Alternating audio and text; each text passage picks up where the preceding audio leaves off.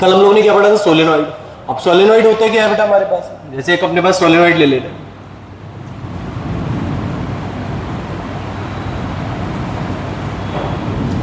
Solenoid क्या है हमारे पास,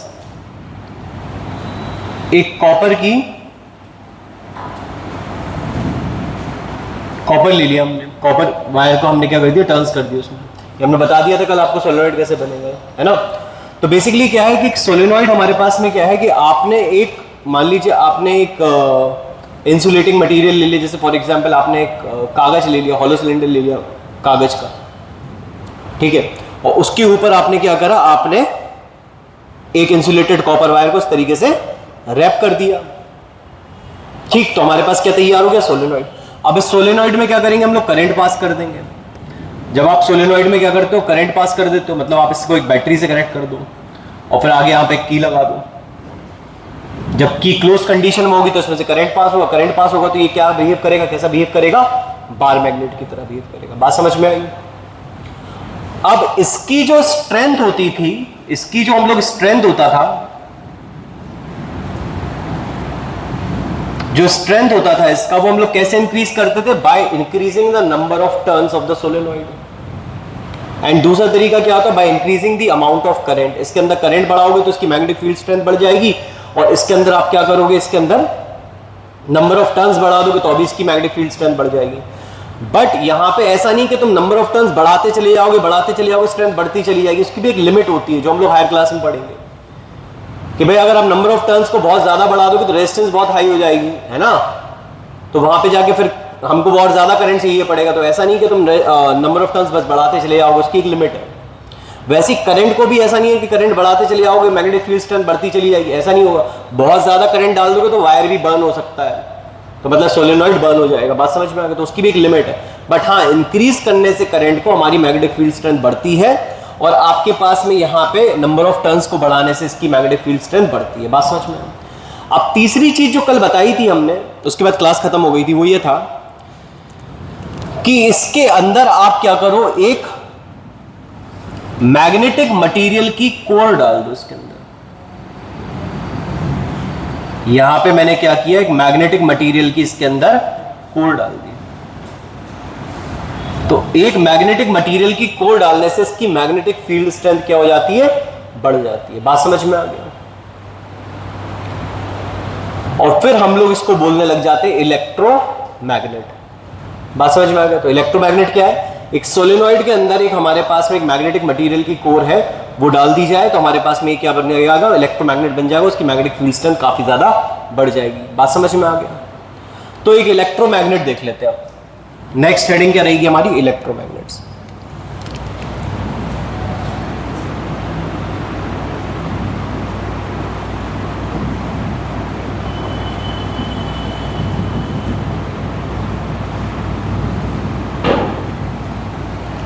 तो इलेक्ट्रोमैग्नेट क्या है हमारे पास, देखिए आपने क्या किया, आपने एक मैग्नेटिक मटेरियल ले लिया और उस मैग्नेटिक मटेरियल की आपने क्या कर ली, कोर ले ली। Is it clear. अब आपने क्या किया, इसके ऊपर वायर रैप कर दिया। बात समझ में। जैसे मान लीजिए मैं इस डायरेक्शन में वायर को रैप करता हूं, तो जब मैं इस डायरेक्शन में वायर को रैप करूंगा तो वायर यहां से जाएगा। बात समझ में, ऐसे रैप कर रहे हो ऊपर से, है ना, तो यहां से जाएगा और यहां से जाने के बाद ये इसके पीछे चला जाएगा। पीछे से वायर दिखाई देगा नहीं तो यहां से फिर आएगा और फिर ये इसके पीछे चला जाएगा। फिर हमारे पास यहां से आगे से फिर ये पीछे चला जाएगा ऐसे, फिर हमारे पास ये ऐसे चला जाएगा, फिर ये हमारे पास ऐसे चला जाएगा, फिर ये हमारे पास नीचे से आएगा, पीछे से आके यहाँ रैप हो जाएगा, फिर ये पीछे से आके यहाँ पे रैप हो जाएगा, फिर ये पीछे से आके यहाँ पे रैप हो जाएगा, और फिर ये पीछे से आ जाएगा यहाँ पे। बात समझ में आया। और यहाँ पे हमारे पास में क्या लगा दोगे आप, एक बैटरी। तो ये कनेक्ट कर दिया। बात समझ में आ रही है, बोलिए हाँ या ना। अब करंट हमारे पास में यहाँ पे कहां से जाएगा, इस तरीके से, क्योंकि ये हमारा पॉजिटिव टर्मिनल है तो करंट यहां से जाएगा। करंट फिर पीछे से होता हुआ फिर इधर से जाएगा। तो करंट कैसे जा रहा है, अब दिख रहा है ना अपन को, ऊपर से जा रहा है पहला रोटेशन और फिर नीचे से आ रहा, तो ऐसे जा रहा होगा करंट। बोलिए हाँ या ना।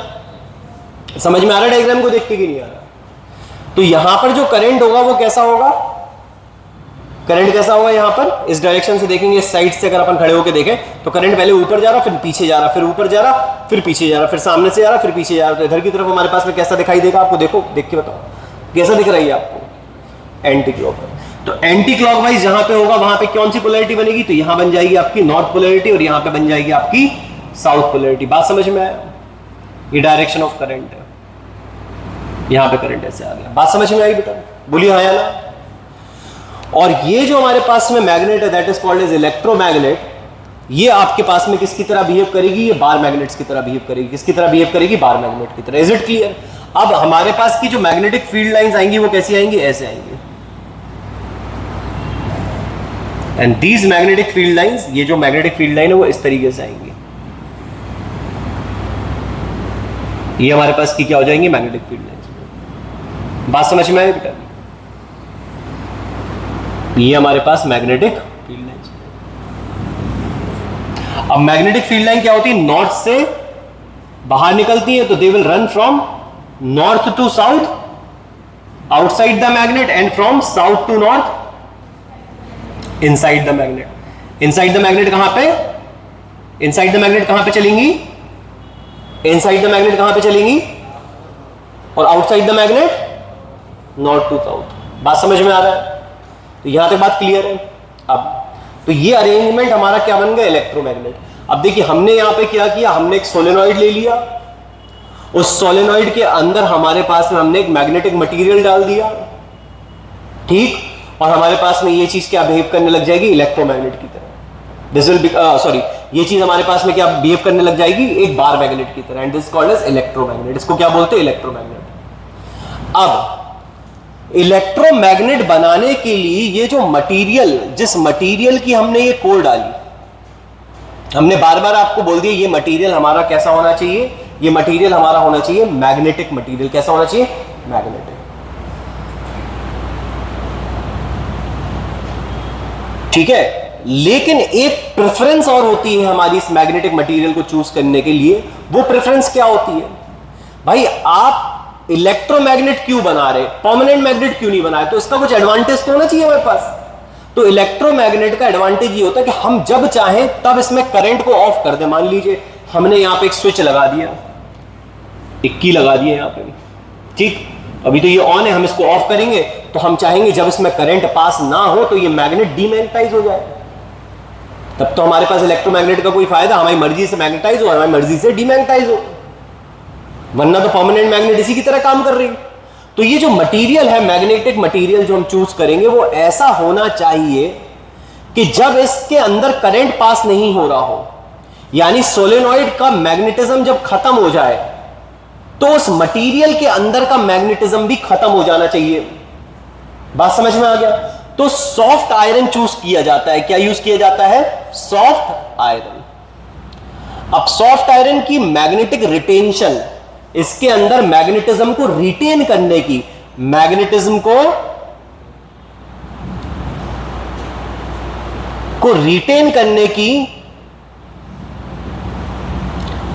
रिटेन करने की कैपेसिटी कैसी होती है, बहुत कम होती है। मैग्नेटिज्म रिटेन करने की कैपेसिटी कैसी होती है, कम होती है। किसके अंदर, सॉफ्ट आयरन में। और वेरेज स्टील के अंदर क्या होता है, मैग्नेटिज्म रिटेन करने की कैपेसिटी थोड़ी ज्यादा होती है, तो मैग्नेटिज्म को ज्यादा रिटेन कर लेते हैं। कौन सा, स्टील का मटेरियल। तो अगर मैं इसके अंदर स्टील की रॉड डाल देता है या स्टील की जो हमारे पास कोर है स्टील की बना देता, तो क्या होता कि जब अपन इसका स्विच ऑफ करते और इसके अंदर से करंट पास होना बंद हो जाता, तो ये जो कॉपर वायर है, जो सोलेनॉइड है, उसका तो मैग्नेटिज्म खत्म हो जाता, बट जो कोर होती उसका मैग्नेटिज्म क्या हो जाता है, रिटेन हो जाता अंदर, तो वो कंप्लीटली डीमैग्नेटाइज नहीं होती। बात समझ में आ गया। तो अपने पास स्टील को यूज करने का क्या था, ड्रॉबैक था, बोलो हाँ या ना, यस और नो। तो इसीलिए हम लोग यहां पे क्या यूज करेंगे, सॉफ्ट आयरन। क्या यूज करेंगे, सॉफ्ट आयरन। आई बात समझ में। तो आपने क्या किया, एक सोलेनॉइड के अंदर एक सॉफ्ट आयरन का कोर डाल दिया, तो ये आपका बन गया electromagnet and it will B behaving like a bar magnet. ये बार मैग्नेट की तरह बिहेव करता है। इज इट क्लियर बेटा, बोलिए हाँ या ना।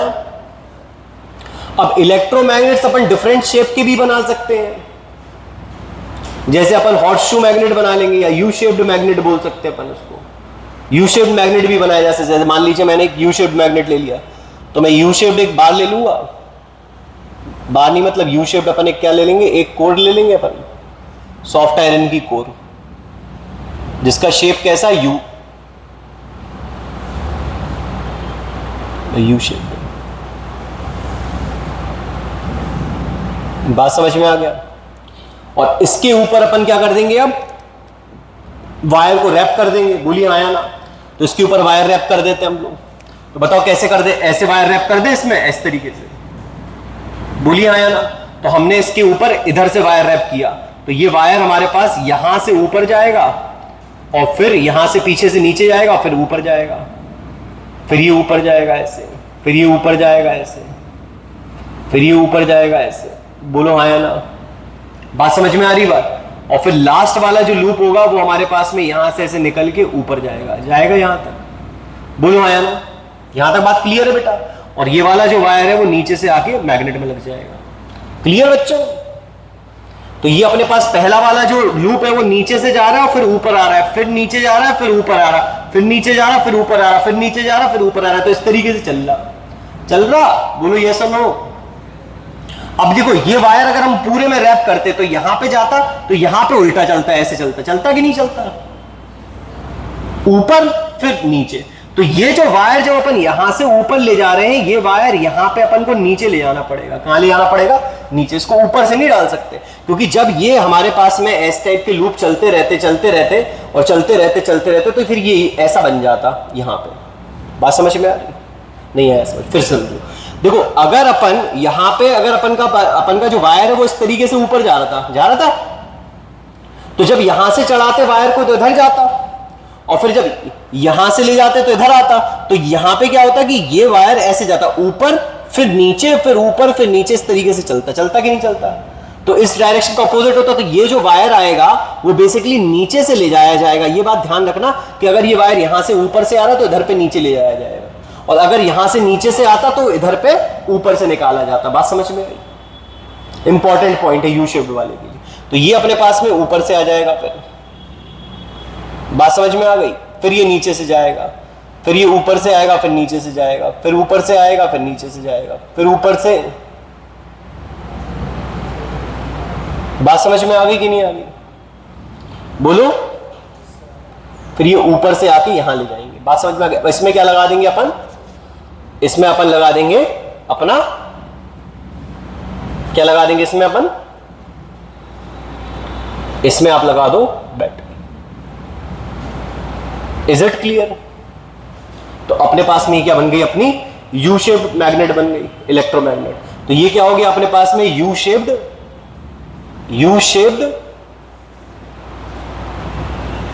इलेक्ट्रोमैग्नेट हो गया।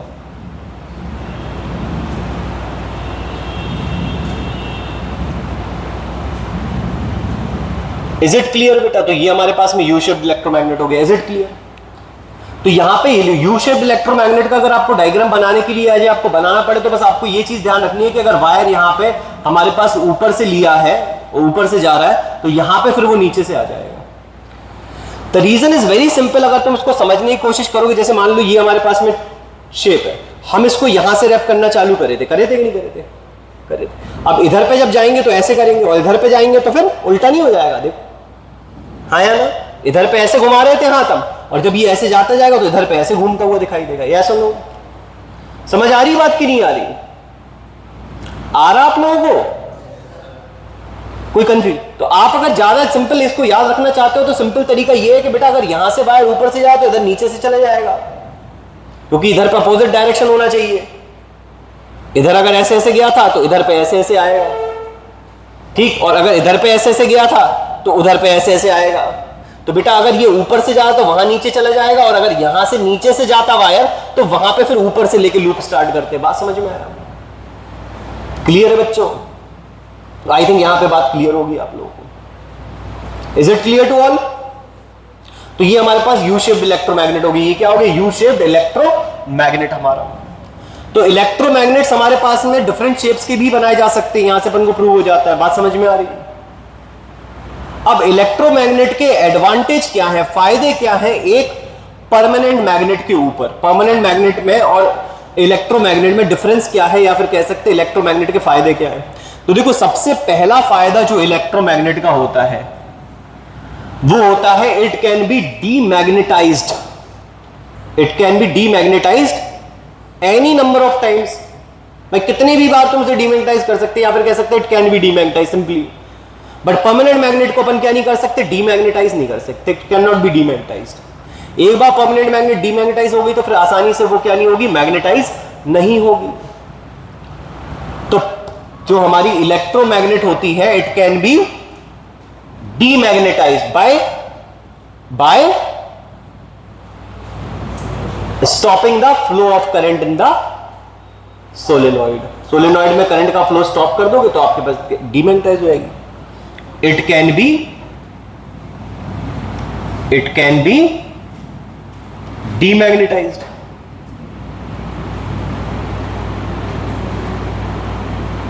ये हम लोग डीमैग्नेटाइज कर सकते हैं, बात समझ में आया? सेकेंडली, इसके पोलैरिटी चेंज किए जा सकते हैं। सेकेंड पॉइंट क्या है, इसकी पोलैरिटी चेंज की जा सकती है by reversing the current. We can change the polarity of an electromagnet by reversing the current. We can change the polarity of an electromagnet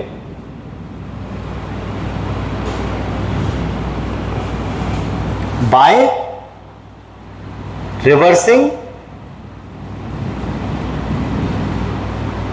the direction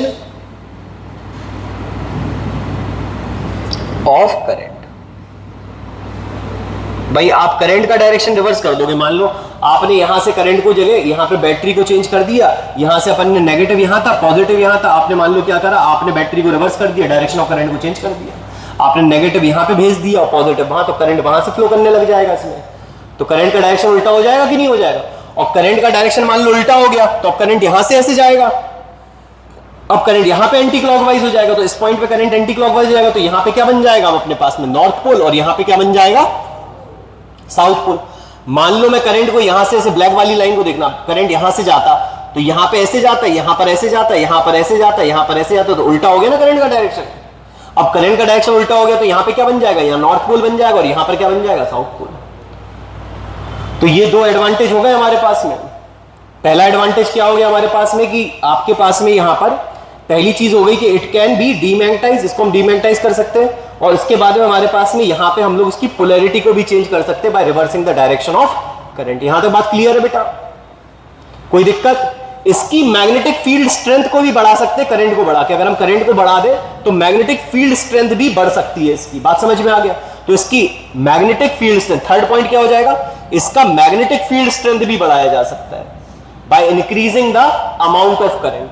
current को बढ़ाओगे तो magnetic field strength भी बढ़ जाएगा। तो जब चाहो तब इसे डीमैग्नेटाइज कर सकते हो, इसकी पोलैरिटी चेंज कर सकते हो, इसकी मैग्नेटिक फील्ड स्ट्रेंथ को भी चेंज किया जा सकता है। तो ये इसके एडवांटेज हो गए ओवर अ परमानेंट मैग्नेट, क्योंकि परमानेंट मैग्नेट में ये चीजें पॉसिबल नहीं है। क्लियर बच्चों? यहां तक बात क्लियर है? हाँ।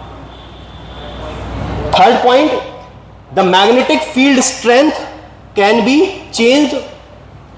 The magnetic field strength of an electromagnet can be changed by changing the amount of current flowing through it. Third point जो है वो यहां लिख दे रहा हूं मैं, magnetic field strength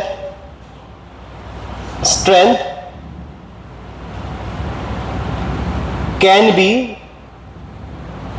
changed by changing the amount of current flowing through the electromagnet।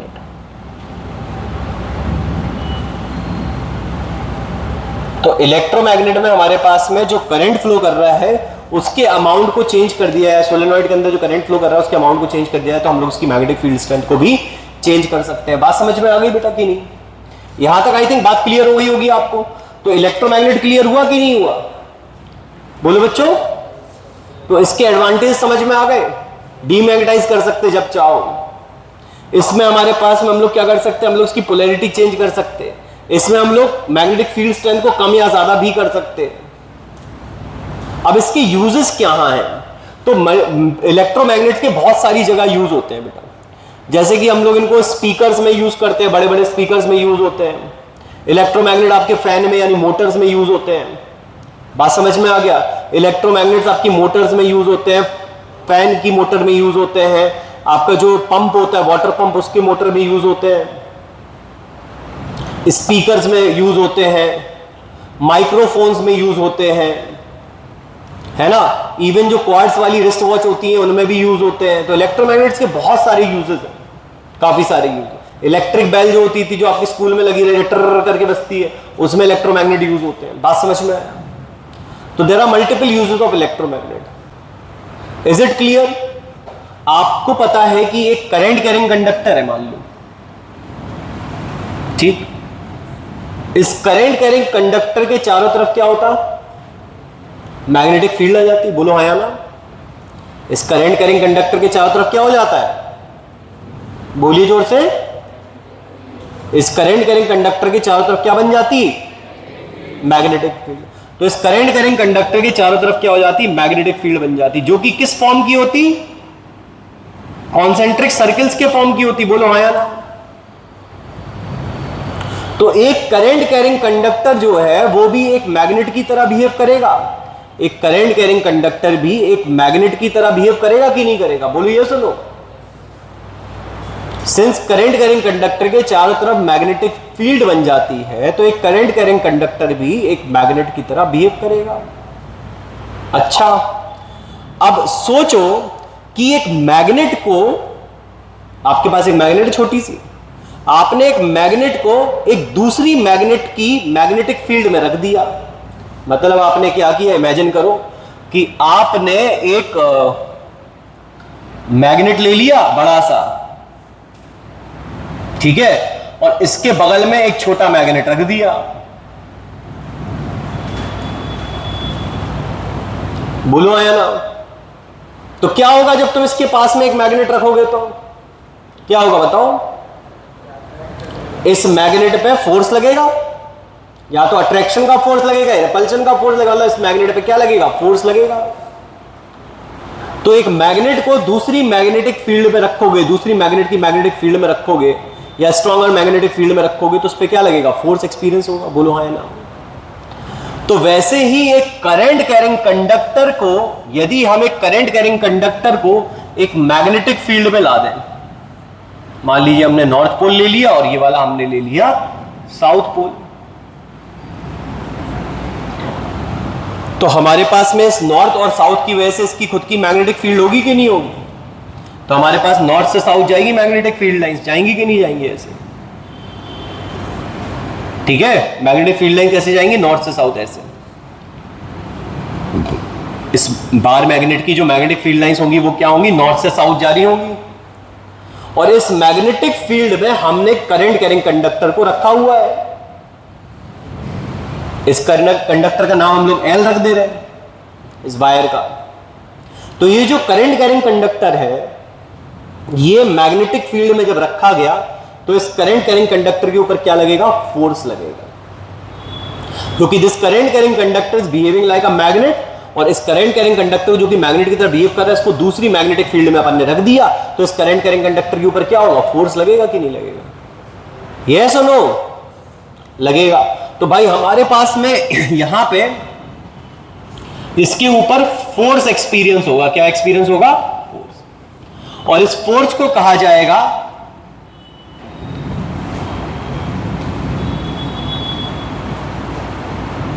लॉरेंट्ज force. लॉरेंट्ज एक scientist का नाम था, ने डिस्कवर किया था इस चीज को, इसलिए उसके नाम पे लॉरेंट्ज फोर्स इसका नाम रख दिया।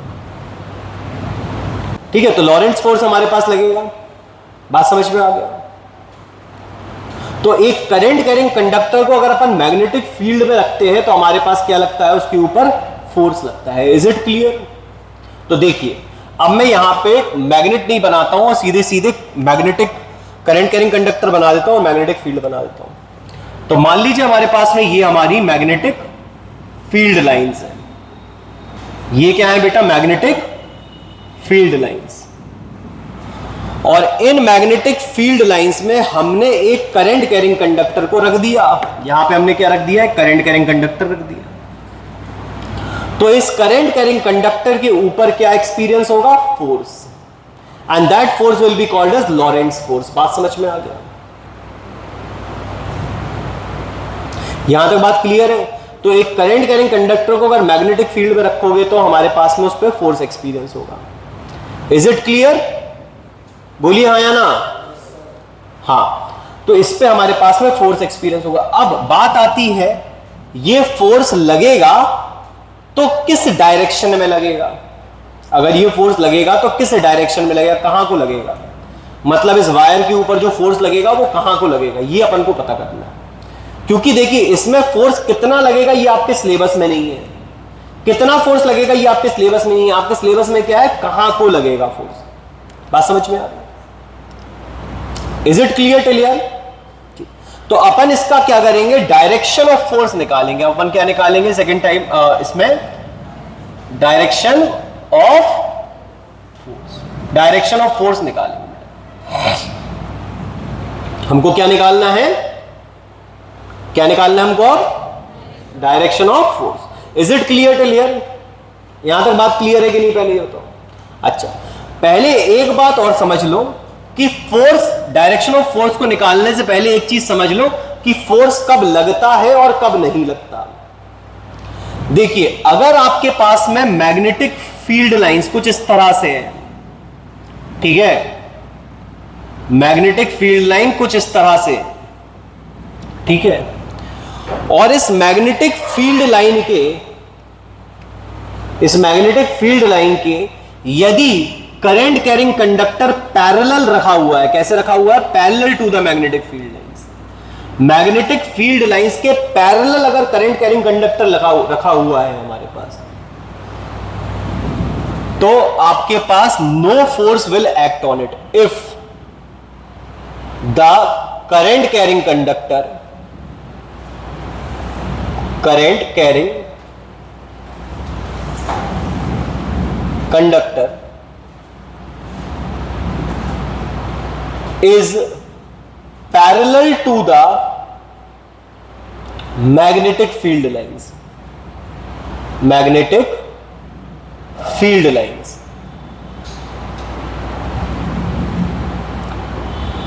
Then no force will act on it. बात समझ में आ गई? तो उसके ऊपर कोई भी फोर्स नहीं लगेगा। Is it clear till here? बताइए हाँ या ना?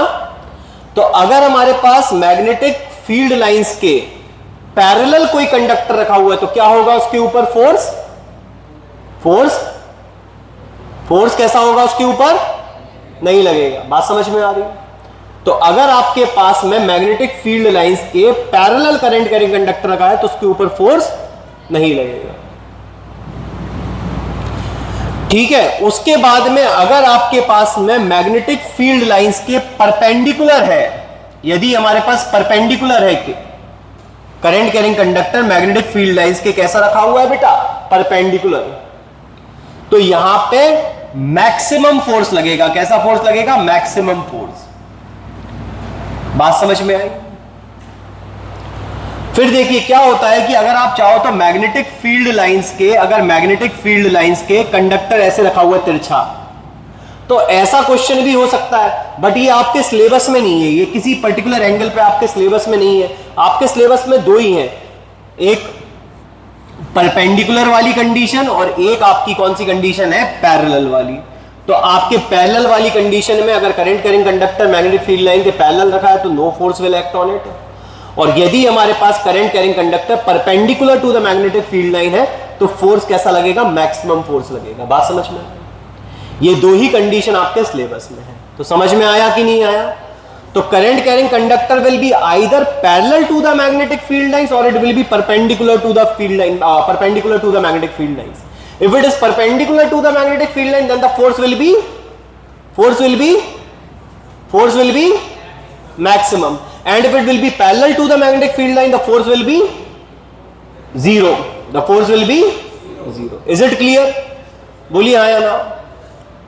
अब नेक्स्ट क्लास में हम लोग निकालेंगे डायरेक्शन ऑफ फोर्स. अगर हमारे पास मैग्नेटिक फील्ड लाइंस के परपेंडिकुलर कोई करंट कैरिंग कंडक्टर रखा हुआ है तो उस पे फोर्स किस डायरेक्शन में लगेगा ये हम लोग नेक्स्ट क्लास में निकालेंगे. Is it clear till here बेटा?